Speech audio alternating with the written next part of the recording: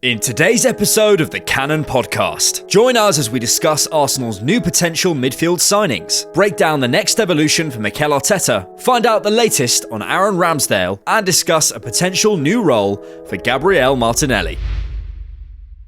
Yes, guys, welcome back to the Cannon Podcast. Your boy's here. I think I'm surviving. I don't know. Do I look ill? Do I look tired? Maybe I don't get enough sleep, all lads. All the comments were essentially, is Bhavs dead?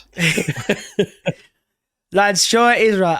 I'm not a morning person. And we filmed this earlier in the day, especially in the UK. I know for George it's a different time, but yeah, I'm a bit of a night owl, so this is not my territory. What I loved as well so do excuse me. When we came on the stream last week, George went, "Oh yeah, I'm sick as well. There's something going around." You're in Canada. How can it go around? You're in Canada, bro. Across the pond, they just let a carrier pigeon. They're carrying whatever animal flu vaccine that we're gonna have to have next. So that's gonna happen. That's fair enough. Well, hopefully he doesn't come to the UK. But we are in the international break now, so it is very, very boring, and we've got to break down quite a few things. We're going to start off, though, with signings.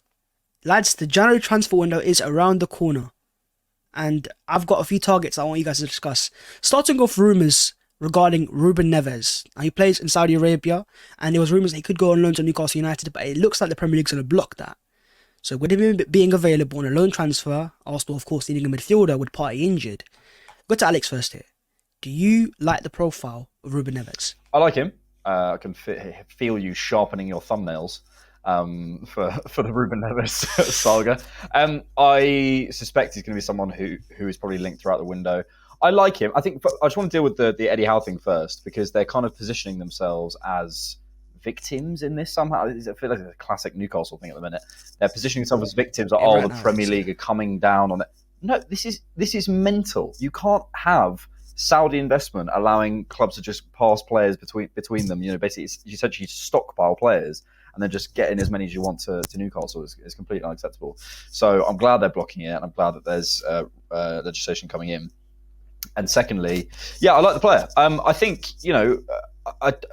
the move to Saudi it indicates a certain profile mentally, I think, which is not necessarily bad, but he had offers from the Premier League, but I think it maybe indicates a certain profile. But on the player himself, I like him. I think overall his game's really solid, decent passing range. I think he's pretty physically robust. He reminds me of sort of not Xhaka necessarily, but sort of that sort of robustness in terms of in the tackle, in the pass, in the carry. He's got sort of nice all round game. I like him. I don't know whether he's worth going and spending another. It's sort of similar to Douglas Luiz. I don't know if he's worth spending that sort of 60, 70, 80 million.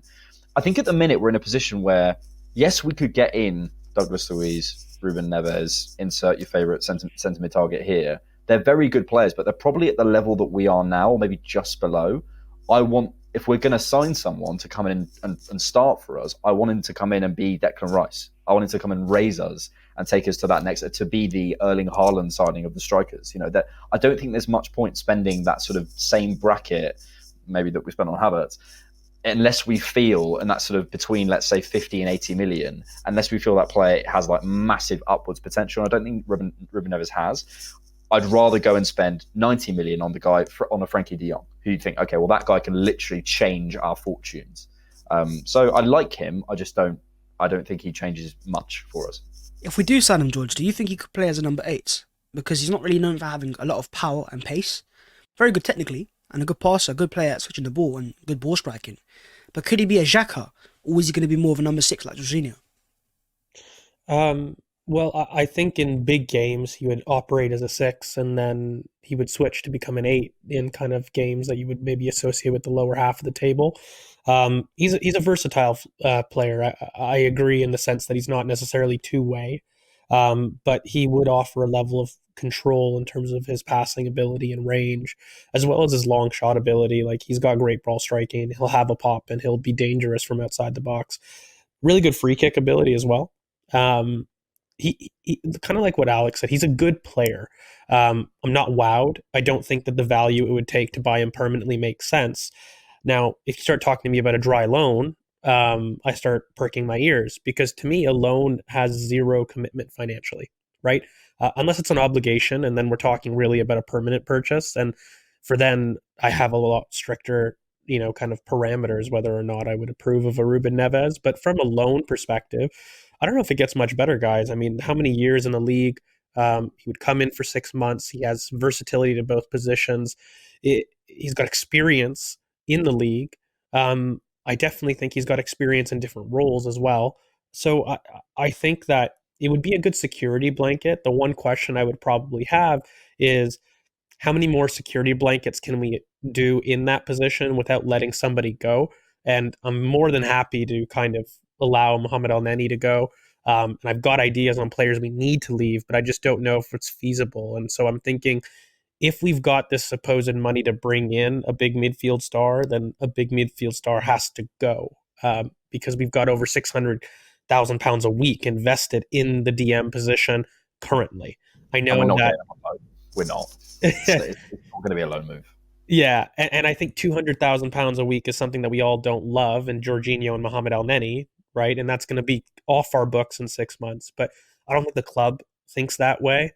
And then you start thinking, well, what wages is he on at Saudi? And then it starts getting even worse in that perspective, even as a loan. So I like the player from a loan perspective, but only a loan perspective. I think what I worry about is him receiving on the back foot in the sixth position. I don't think he's great in that position.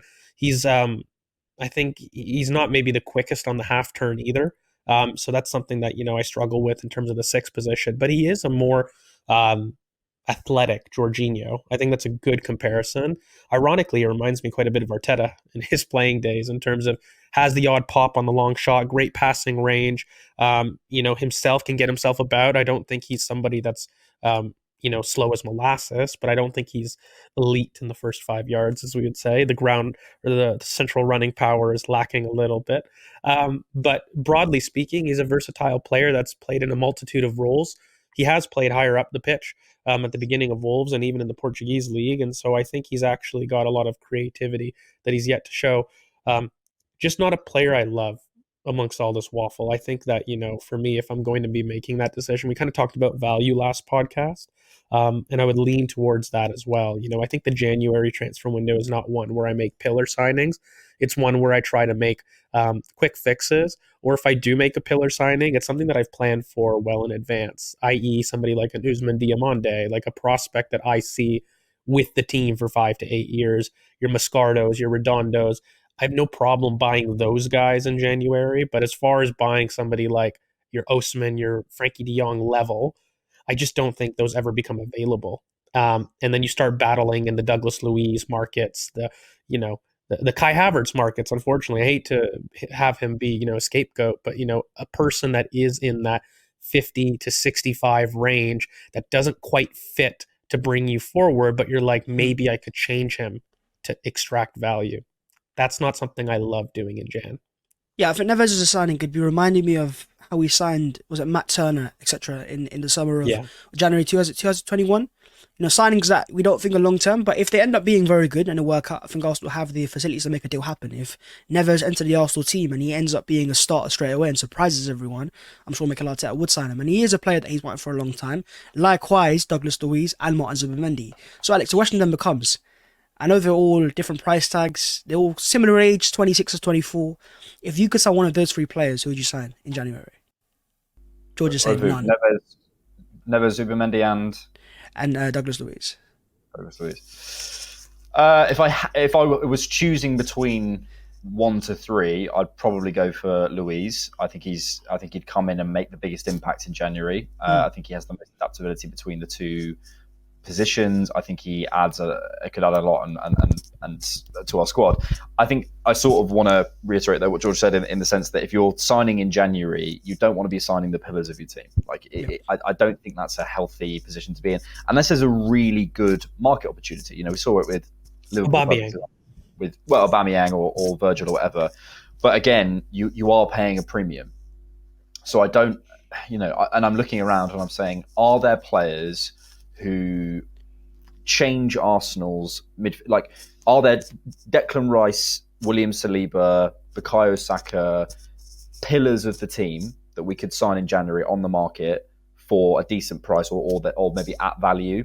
I don't think there are. So I think what you're doing is you're signing supplementary players, squad players, which is not a bad thing, by the way. And by the way, if the Cronkies are willing to spend 60, 70 million on squad players, be my guest, please. Go for it. But I would rather look at the next level up.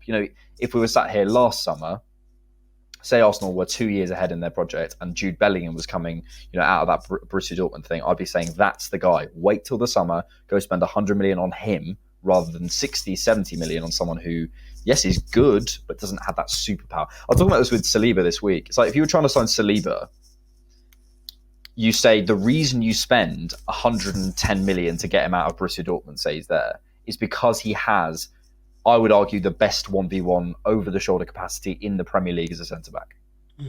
And we can talk about him later. But that's what you sign him for, because I think he comes in and changes the level that we can play at. And I don't think there's anything on the market. So of the three, Douglas Luiz, but I wouldn't do it. Yeah, I agree. And I think you have to always ask the question of, is Luiz, Zubimendi or Neves a title-winning signing? Because that's what Arsenal fans want. And, Arteta in the past, in January, has gone for main targets like Mudryk. So we'll wait to see if he has got a real main target, if that is Luiz or someone else, and they, links come out of nowhere. We are still a month away from the window. But actually, fans are kind of in a dilemma where they're thinking, do we need a striker or midfielder? So, George, out of those two areas, if you could address one in January, which one do you think Arsenal should prioritise? The irony is I think that there's actually more value in the striker market right now than there is in the central midfield market. We need both, and we need, but the problem is, again, I think in the summer you're going to get a lot better opportunities. You're kind of that applies to both positions, but I just think, for example, Benjamin Sesko, brilliant player. We've talked about him here on the channel. I love him. And I think he would be of value. So if you're telling me, am I spending £50 million on Sesko or £50 million on Douglas Luiz, what's better value? Sesko is better value for me. But the problem is I would want to wait for an Osimhen. I would want to wait for that bigger level of signing, which does become available in the summer.